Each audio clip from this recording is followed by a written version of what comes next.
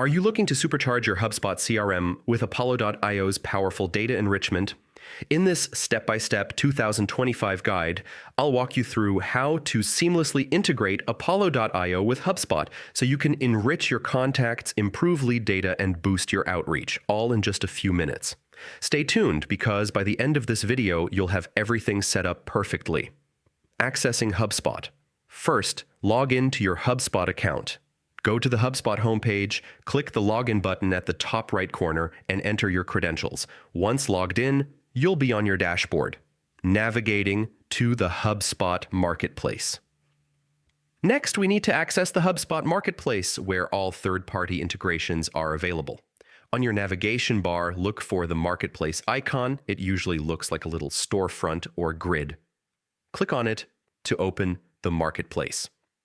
Finding Apollo.io inside the Marketplace, click on the Apps section to filter integrations. Then, go to the search bar and type in Apollo.io.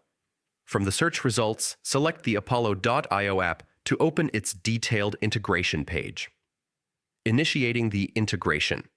Now, you'll see an option called Apollo Enrichment. This is the feature that allows Apollo.io to enhance your contact data directly in HubSpot. Click on it and then hit the Install App button to start the integration. Granting permissions.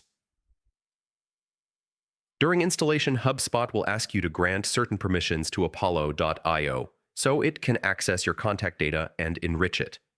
Read through these prompts and click Allow or Accept to proceed. This step is important for the integration to work smoothly. Once the installation is complete, Apollo.io will now be connected to your HubSpot account. You can start enriching your leads and contacts with verified data, making your sales and marketing efforts far more effective. And that's it. You've successfully integrated Apollo.io with HubSpot in just a few steps. If you found this tutorial helpful, make sure to like this video, subscribe for more HubSpot tips, and let me know in the comments if you want me to cover advanced Apollo.io features in a future guide. Thanks for watching, and I'll see you in the next tutorial.